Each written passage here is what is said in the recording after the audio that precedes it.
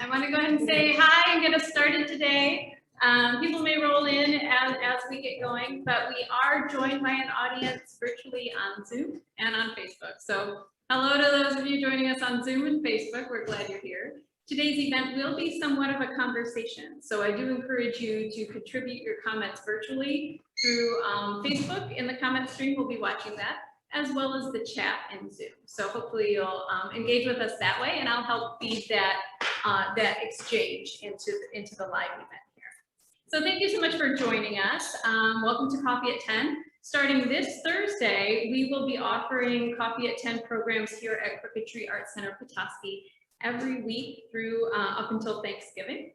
So this event kicks us off in that way. I am really pleased to welcome our guest today. And this program is brought to you in collaboration with the Croft Residency. So what I'd like to do is tell you a little bit about that and introduce my collaborator here, Ben Cheney. So the Croft Residency is located in Porton Bay. It was founded by Benjamin Cheney in the winter of 2018 to provide a nature-based residency for artists. The residency is designed to provide a platform and refuge where visiting performance, dance, and other movement-based artists can develop new work, hone and rework developing projects, and draw inspiration from the variety of nature that is both part of and surrounds the Croft.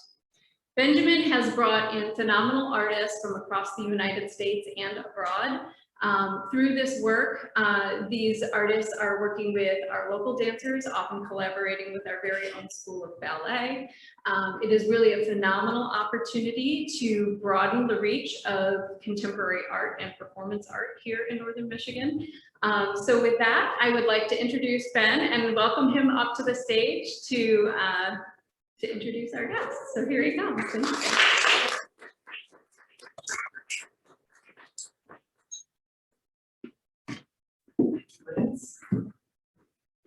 I don't really know what else I can add to that. That was lovely.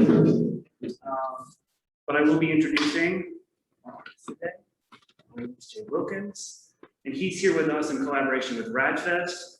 Heather in the audience is repping a RadFest shirt. It's in Kalamazoo, Michigan. It's the Midwest Regional Alternative Dance Festival. And so this residency is 2 weeks of creative residency here, and then like a featured performance and maybe a little bit more, like featured performance and workshop down at RadFest. So we're just like super stoked. This was supposed to happen last year, pandemic, now it's this year. It was going to be a different project, and now it's like a project that feels super grounded and rooted. We just had a conversation with Meredith yesterday. She's here again. So thank you, Meredith. I think the last thing to say, the simple thing to say in terms of nature, dance, and movement, and it really fits in with what we did yesterday, this idea that what I hope for each artist that comes here is that they can like feel the ground with their feet, that they can walk and be informed by what they walk on, and that like comes with them in their work. So they take a little bit of here with them, a little bit of here is like grounded and rooted in their work and informs them. So we have postcards for the rest of the things that Helanius and Ryder are doing while they're here. We have 3 more public events. 4, we'll say 3, I like 3. And they're over there. And Holly is here. She's here with us for 1 more week. And with that, welcome.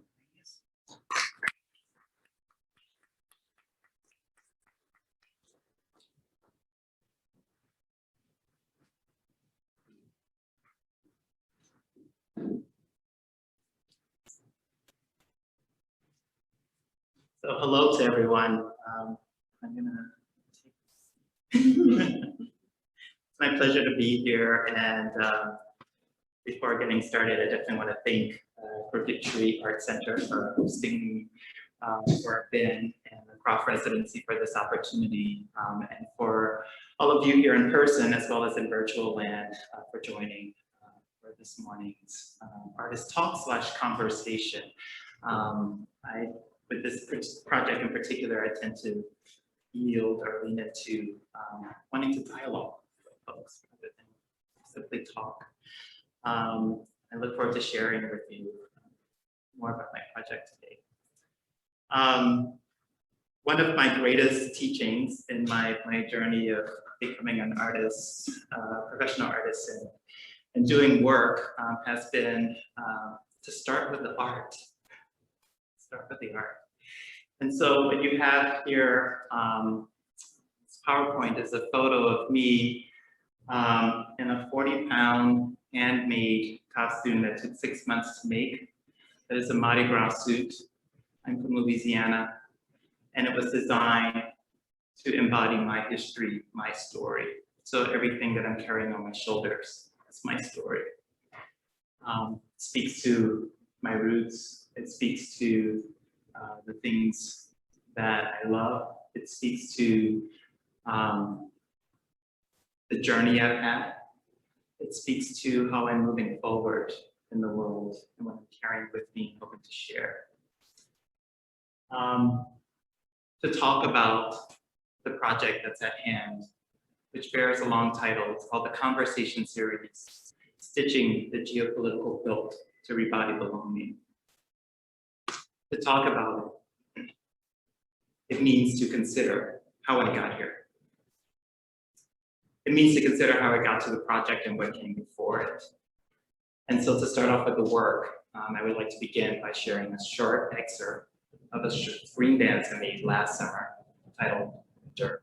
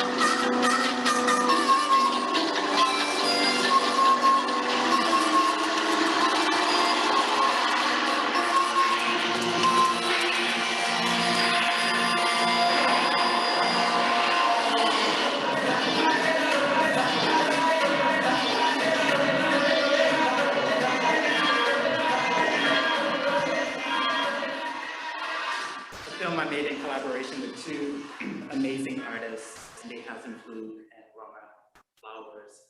I want to pivot and do something a little different maybe for a talk like this, and invite you all to take a moment to focus on what's directly in front of you or what you're seeing, and then capture a snapshot and close your eyes.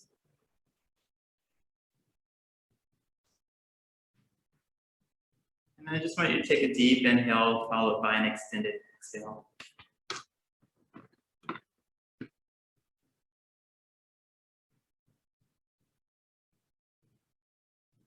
And then once again, gift yourselves another deep inhale followed by an extended exhale.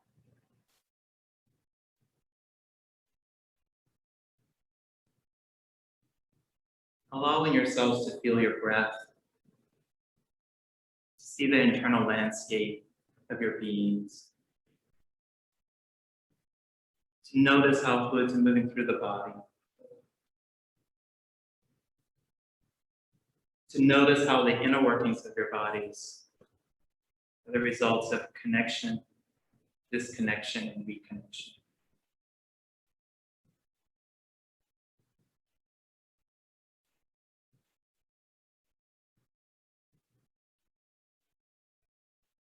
Connecting with breath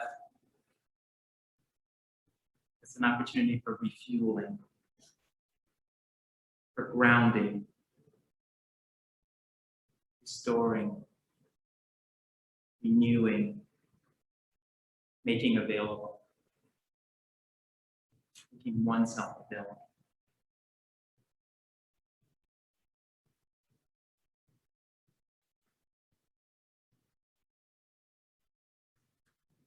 Then I invite you to take one final Deep inhale, followed by an extended exhale. And allow that to lead you into opening your eyes once again, refocusing, but opening your eyes as if seeing for the first time.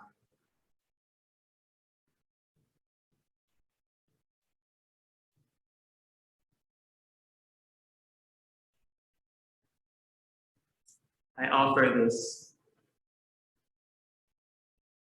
small embodied practice as a means to enter into the project. Because the project is very much about restorative care.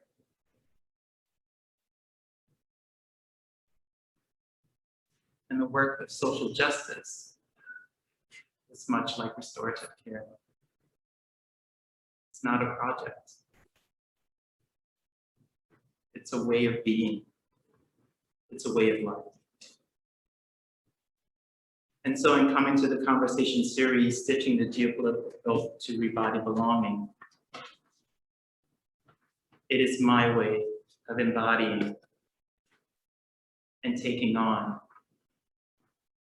imagining and dreaming and trying to work toward the change I want to see in the world.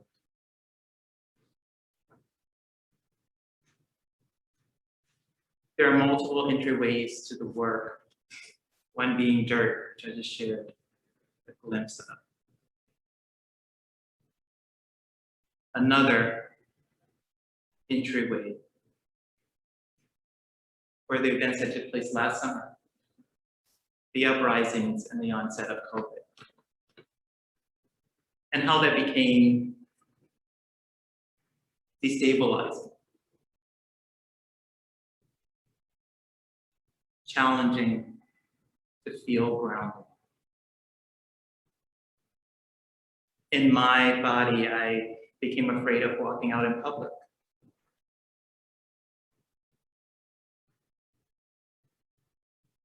But in my heart, I'm in action. And I was determined to find a way to action. And so eventually I reclaimed the thing I feared, walking. I found my way to do it. I started walking on my own for up to 16 miles a day. Same path, same time, every day. As a way to be in solidarity with the protesters, but also as a way to learn how to walk again and learn how to unlearn fear. And in that process, I realized what I need to action the change I want to see starts with me. And that it starts with my body. My hands, my body, my feet, one to place in front of the other. Start small and keep opening my eyes to see what's around me. And every time I see something new, every time I see something different, see it with intention, acknowledge it. Not just it, but other people whose paths I was crossing. Because ultimately, what came out of that process, names started to get exchanged, readings started to happen. And suddenly, I was able to start to feel a sense of reorientation, that I wasn't a stranger in my own neighborhood.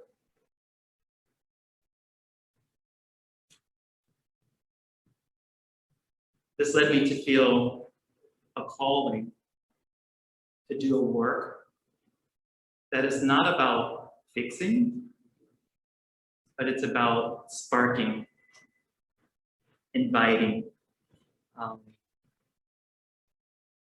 making connections. That's my wish for the conversation series, Stitching the Geopolitical Quilt to Rebody Belonging.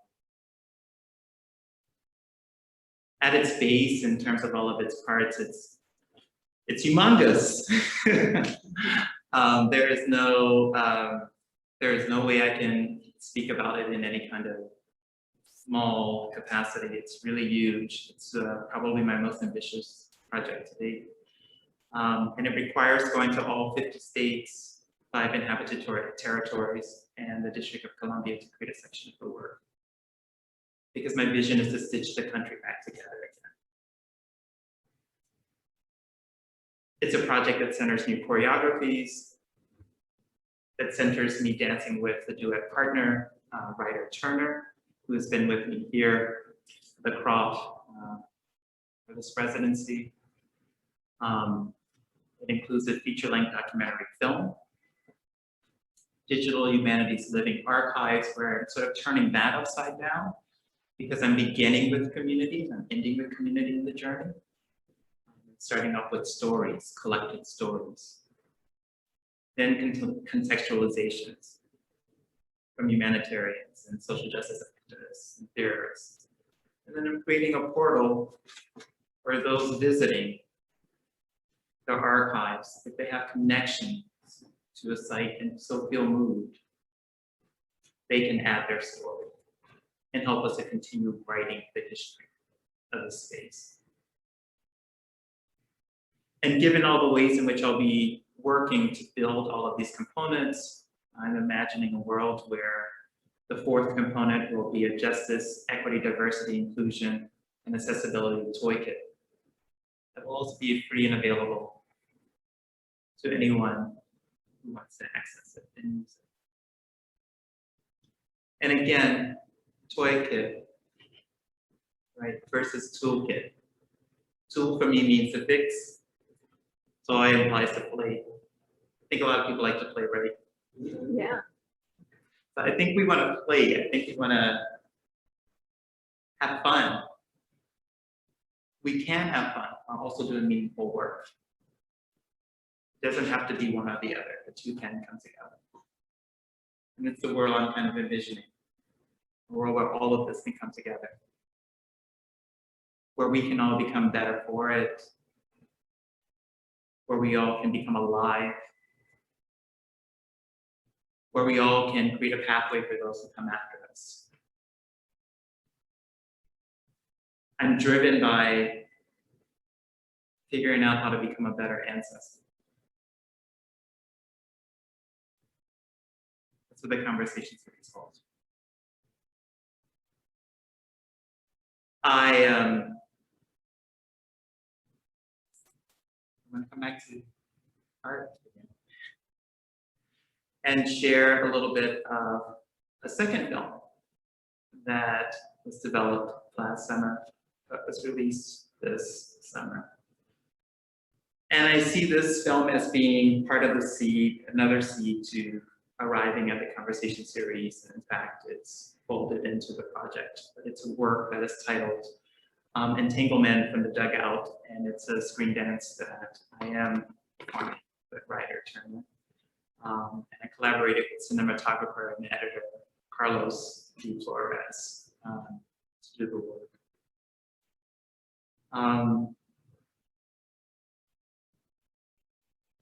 I will say, because I love to talk in threes, it was me actioning, finding another way to mobilize. It was me tending to something that perhaps I needed, but didn't know I needed. Reconnecting to the earth, reconnecting to spaces that hold so much complexity, spaces that are familiar, and to return to dancing. In a time where, again, COVID, it kind of brought everything to a halt, and we were all trying to navigate how to be performing artists. What does it mean? And what does it mean to make work in a pandemic? So this was one of the ways in which I was able to mobilize and find my anchoring again. So I want to offer this snippet from the conversation series, I'm going through all the names. It's part of the conversation series, but from Entanglement from the Dugout. I want to use that as a starting point or a jumping off space to jump into a little bit of dialogue.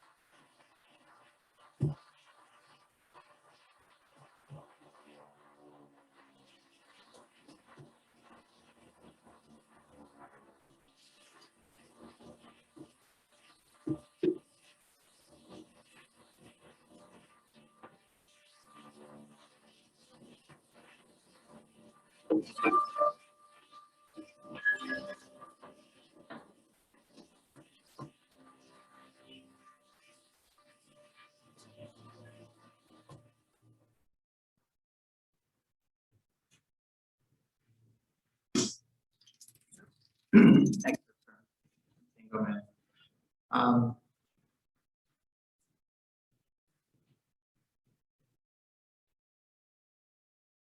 what is the work of coexisting?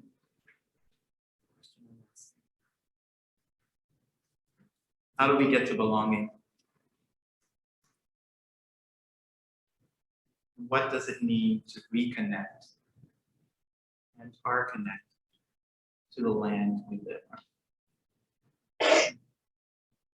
Holding these three questions as I journey to make this project.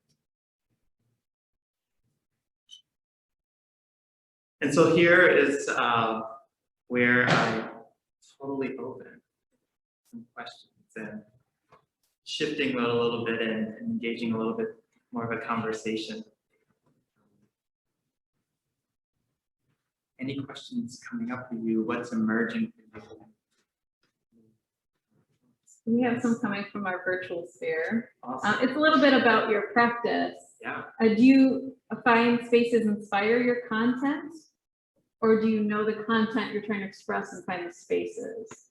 Ooh, that's a great question.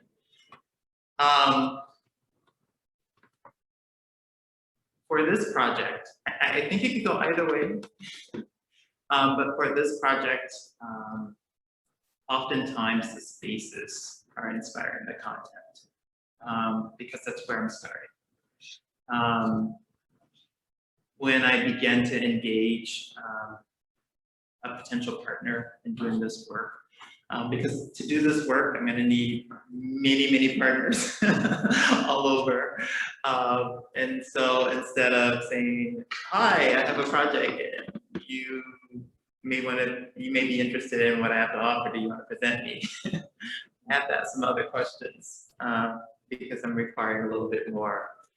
And some of those questions are centering what are landmarks? Are spaces that hold disparate points of connections for your community. I'm asking if those spaces are publicly accessible. I'm asking who's connected by those landmarks.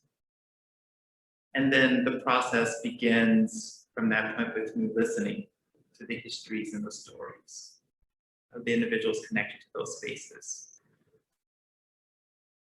And then the offering a response initially,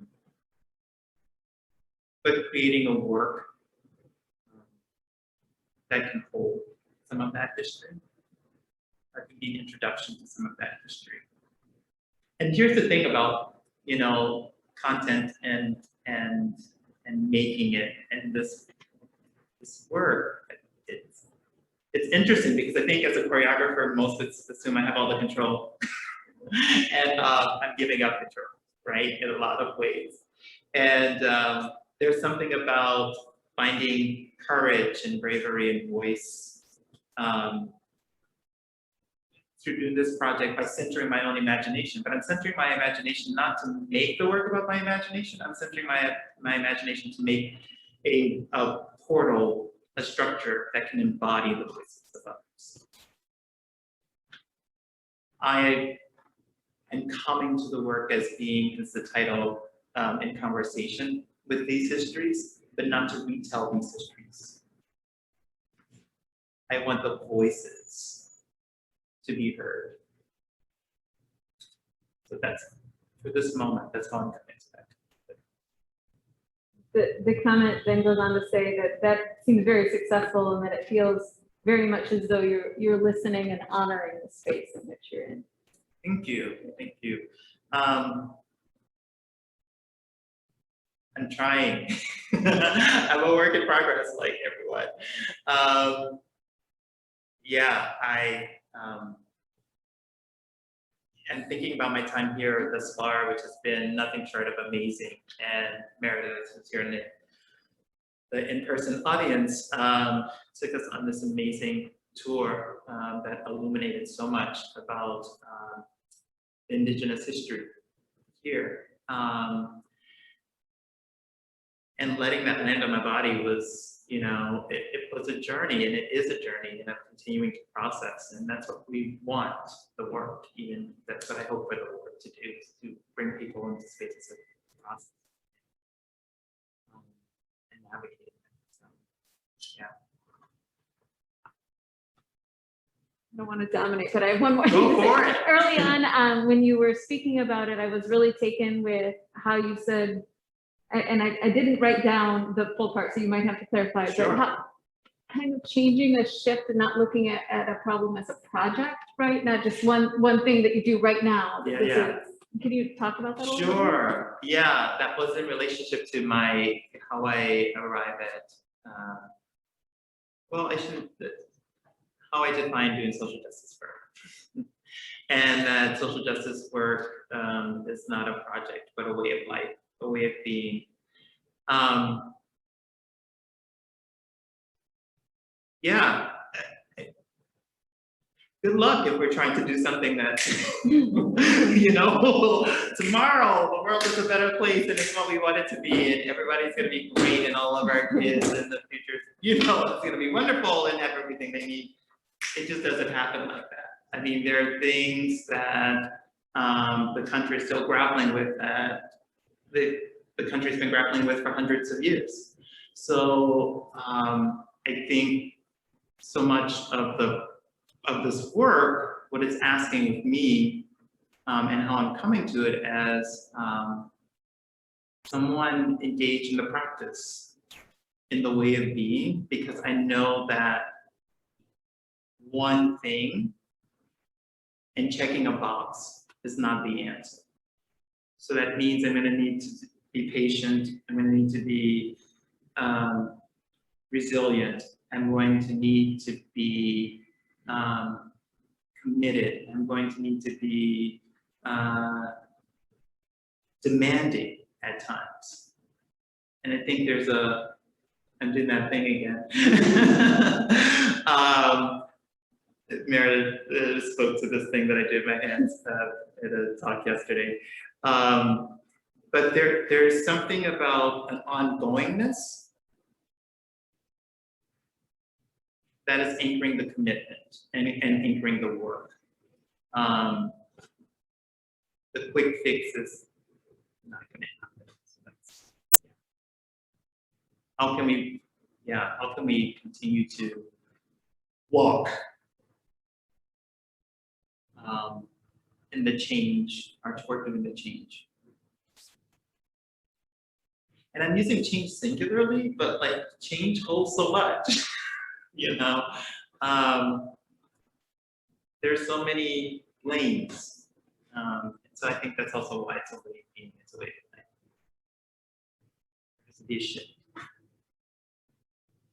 So I have a quick, like, it's not a quick question, but when you heard about coming to Northern Michigan, did you think, oh, this is, you know, people come to Northern Michigan, they don't think, oh, it's where social justice we have, you know, like we have so much to, you know, not here, right? Like you think of Detroit, Flint.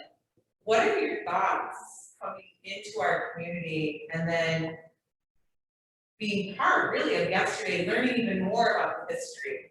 Yeah. With how social injustice essentially. So if you could just expand on that, I just want to hear your thoughts. Yeah, no, that's a beautiful question. And I tend to be long-winded anyway, so let me. And I talk in threes. So 3 things will come out.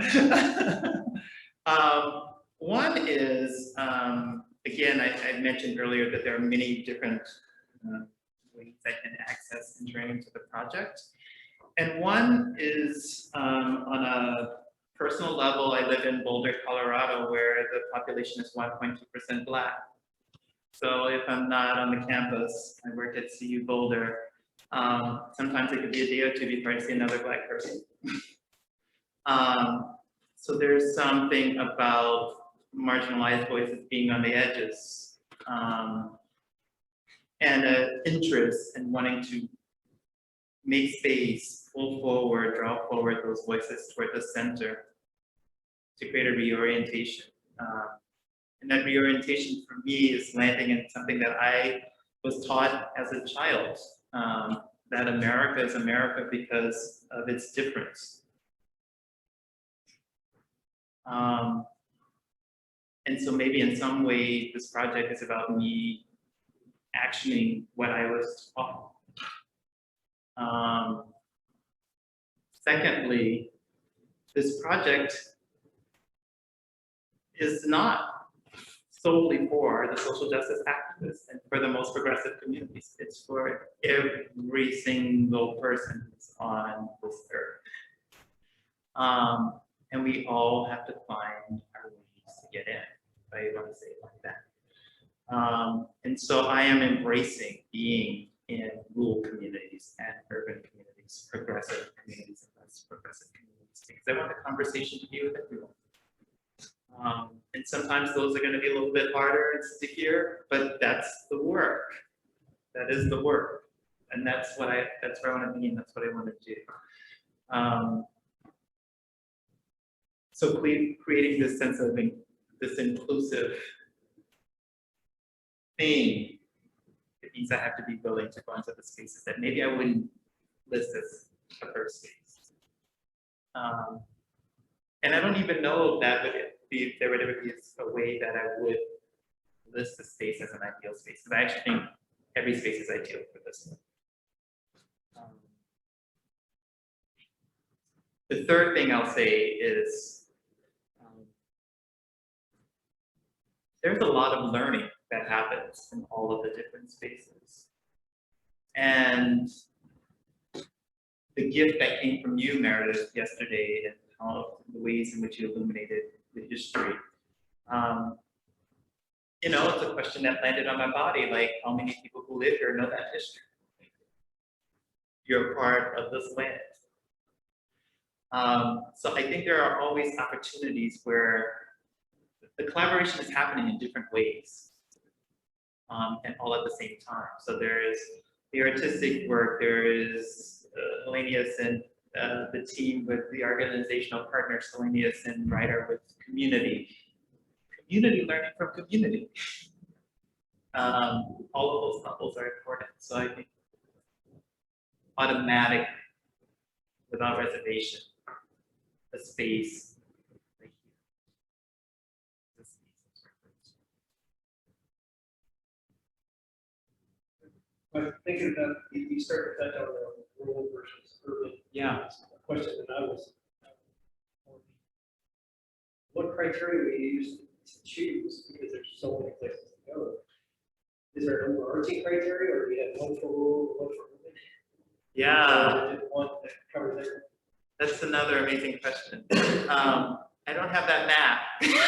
I wish, and maybe sometimes I wish I had like a little formula for how I pick places. Really, right now, the work is the spaces we are traveling to do this work is the result of the organizational partners who expressed interest, and we've started building meaningful relationships toward actioning in their communities. I describe this work as being the work that's never ever going to be finished. And that's really real, because, you know, I could come here for one visit and have one series of stories shared with me, but that doesn't represent all the stories that are in this area. And so to lift it and say it's the only story would be to stereotype and do the very thing I don't want to do. Which again is why I see this project as a spark.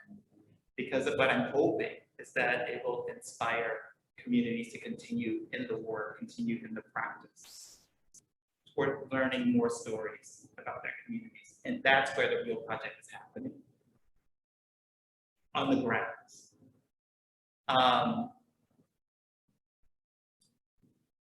Very like tangible in a different way. I think as we continue to be engaged by different organizational partners, it will lead us to multiple different areas. But I am very explicit and open about saying that I'm looking for various communities to be. When Ryder and I leave from here, we'll be starting some of the work in Colorado. And there I actually have a 3-system partnership, one being a rural community, one being in a mountain resort area, and another being in an urban area. So these partners are working together to help and collaborate with me to shape various communities. Can you tell me a little bit more about what you've done so far exactly here, and then what that, I mean, I imagine that when you go back to Colorado and the work happens, that it's gonna evolve and shift and work organically, but what's happened so far? What are you anticipating happening? Yeah, anticipation part. That's a big question. I'm starting backwards. What we've done so far, we have, in this time, we've been able to get a sense of the landscape of the area.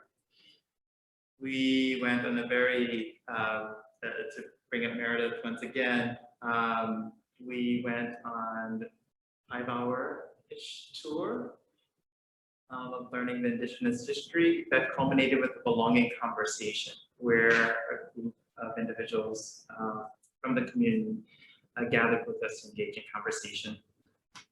And the conversation centered ultimately, what does it mean to belong? And what does it mean to action? Ryder and I have started a series of rehearsals, which are responses to the information that we're receiving. In a not distant future, next week, we'll be doing a public offering, a public performance, and that performance will be, I refer to it as a choreographic ritual because it's really an offering. And it'll be site-specific, and more details will be coming out about that soon. But it'll be our way to offer back to the community what we're receiving and how we're engaging in conversation. There are a number of different ways in which the work of the project is happening, depending on what's how the collaboration is built. So for instance, there are some environments or some collaborations where we will be in a community for a period of 6 weeks, 3 separate visits, 2 weeks at a time, doing different parts of the work. There are other situations where we might be somewhere for 2 weeks, as in like here, we're here for 2 weeks, where a series of things happen. And those things are community engagements, which for this project I define as systems for care and repair, because that's what we're interested in, what I'm interested in. And from these community engagements, yields the content for making choreographies. And there's 2 phases to making choreography. So there's a community offering, a choreographic ritual, and then later on, there's a stage performance. It's fully produced. That will also travel. That is essentially a vision of stitching. And how many states have you visited so far? This is the first. Oh, So Michigan is our first place, and could be happier starting off here. Yeah, it's been really wonderful, and it's been a great teacher being here. As I suspected, any space of launching the project. And then as I shared, we'll be returning home, but really diving into the work in Colorado. And I did not mention this, but just offer a little backstory. If you saw an entanglement through this photo, which is a shot from the film, part of getting to this work required that writer and I figure out how to work together and start to come up with some definitions of what it means to coexist before we then started to go on this journey to decentralize ourselves, right? Because there's a learning that's also happening, the teaching that's happening as we displace ourselves and navigate communities that are not our own communities. Stories are maybe not as familiar to us. Then again, there are stories that allow us to see how our stories are parallel. So all of that requires us to also show up in this space in a certain kind of. So our nearly 3-year journey, or a little bit over 3-year journey, is part of the process of getting us. how long have the 2 of you been working together then? Is this the first collaborative? That time. Yeah. 3.5 years. So the backstory to Ryder is that I met Ryder while he was an MFA student at CU Boulder, where I'm on faculty, and I invited him to do a project with me. And that project went through, the process of that project went through some bumps. Outside of our control. There were things happening, floods in theaters, and all kinds of craziness that kept shifting the landscape of when the project had actually happened. And then when it finally happened, it happened in the sweet spot, and that sweet spot was 4 days before everything shut down due to COVID. And that project was titled Multiscapes. And so that's where we started to build a relationship. And for Multiscapes, we found ourselves doing a couple more works together. I think to date, this is maybe 4. This is number 5. This is number 5 for us. So, but I feel like each step has been a deepening of our relationship as a duet team. It's also been a deepening for me in terms of understanding and coming to some more realization, because I won't even claim that I understand everything. I don't understand everything about this project, but I have a little bit more clarity about the road I'm on. And I feel like it's having the time with them. And also what came with that, you know, like, it feels like conversations like is tied to everything, because it's also like the kinds of conversations we were able to share were informing the art that we were making, but also dialoguing with the art we were making, and then also dialoguing with me to help me to find my way through things. So it's been a little bit over 3 years, but it feels like a lot longer.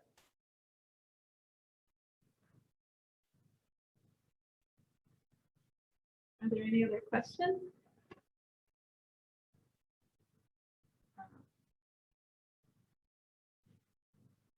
We did get another virtual question. The question you sort of talked about, the question is, do you research the area? Specifically, did you research the indigenous population before coming here? Or when you get here, is it all just absorbing? Like, what kind of pre-research, I guess, do you do? Yeah, it's twofold. There will be cases. There are some things right now. There are a couple of places that are upcoming where I'm doing some of that research because our conversations have gotten further along. But oftentimes I think it will be once a year when the deep dive happens, because I also don't know where it pivots. So like sharing the story about here and then at the Croft has been really, really amazing. And Holly, because we spent a lot of time researching and talking. And we actually landed at an intersection point, landmark, and information was shared about that history and the point, the boiling point rock. Did I get that right? Big rock. Big rock. In the process of traveling and learning more of the history once here, it feels like a shift is happening because I'm discovering maybe a different space is holding more of the intersection that I'm looking for. So it's, yeah, it's on both sides.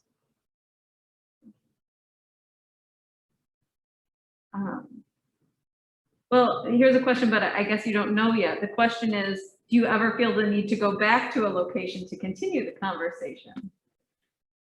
I am totally open to that. And I would say there's a yes, yes, and yes to that. And for example, for places where there's a 3-part process, we will return 2 more times. So it's built in to some of the models. Yeah, I feel like there are multiple ways in which we can intersect throughout the journey of making the work. And because I'm looking at making the work in with,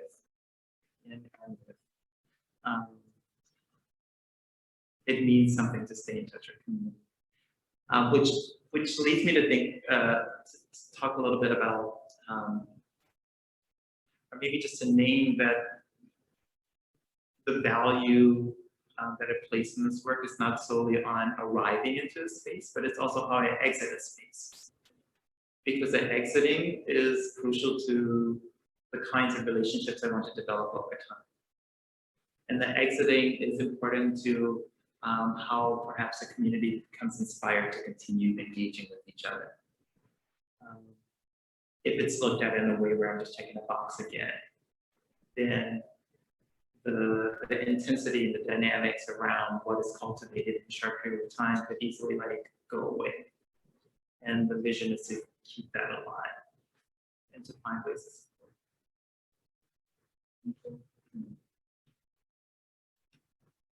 Are there any other questions or comments from the crowd? How did you start your relationship?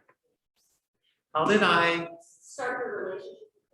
How did I start my relationship with dance? 3 things.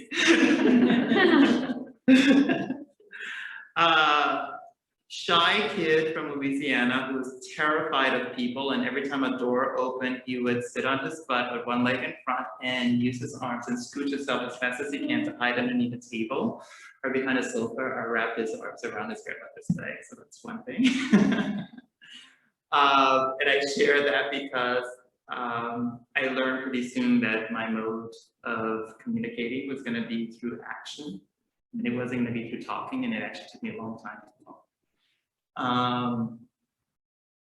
Second, there is the story that no matter how common it is, it's really special, and it's that young, I saw a PBS special on about Alvin Ailey American Dance Theater, and Mr. Ailey sitting, you know, like this, and he's like, "Hi, I'm Alvin Ailey, I'm a choreographer."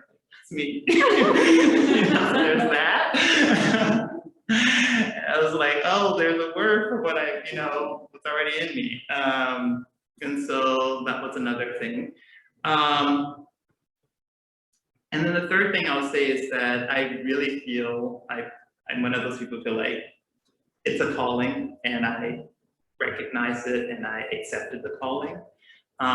Definitely throughout my journey, I did a lot of things, and I, you know, I had many professional dreams, and I think some of those dreams were not necessarily my own. They were maybe like trying to live up to my parents' wishes in certain cases about what they were desiring for me. But ultimately, they were super supportive, and it's like, whatever you want to do, following you on that. But yeah, I went to film school.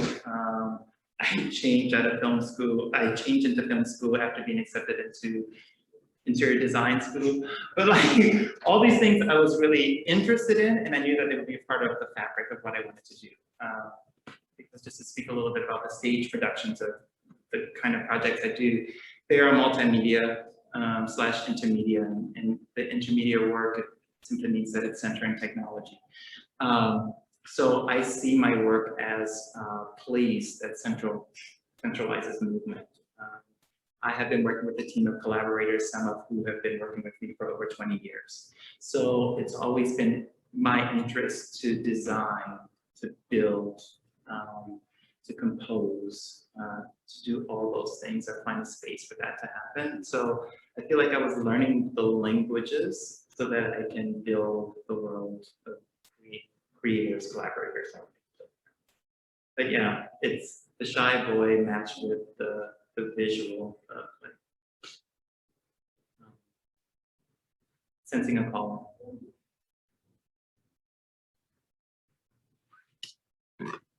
Any other final comments or questions? Well, we've had multiple people virtually just say thank you for the inspiration. That it's really been an inspiring presentation there. Oh my gosh, you can see those areas of study, like even in the little video snippets that you shared there. So it is fun to see how that feeds into a journey.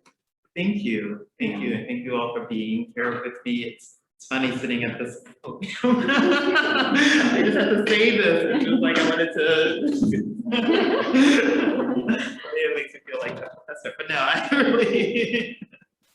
It's been a pleasure, and thank you all so much. And there, on a couple of slides, if you want to keep in touch with what we're doing, I have a website that you can totally visit. And you can sign up to the mailing list, or you can follow me on Facebook or Instagram, totally email. And something I did not mention as a way of actioning, I started to write last summer, started to share my personal, my words via blog, and so you can access that via my website as well. So please stay connected.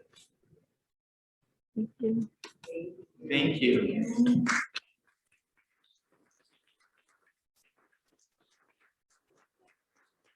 Have coffee and pastries out here, so please join us to continue the conversation and have a snack. And thank you so much for being here, and thank you to our members. And then I am going to take a moment to just plug the project that we're currently working on here at Crooked Tree. You can say they were Please not, do. I'll let you know. Meredith, I definitely want to talk to you. We are opening on Monday, Kindred, Traditional Arts of the Little Traverse Bay Bands of Odawa Indians. I'm not sure the conversations that you shared, but this project was co-curated with Eric Hemingway from the archives at LTPB.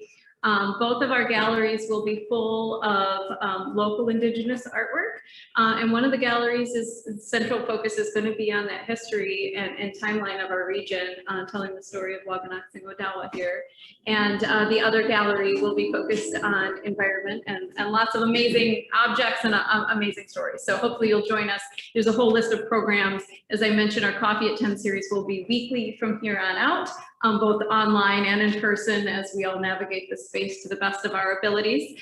And lots of amazing artists and speakers with us. So thank you for kicking us off with that. And Ben and I talked about how this was just sort of fortuitous that we have that conceptual tie with what we have going on in both locations. So that's great. Thank you.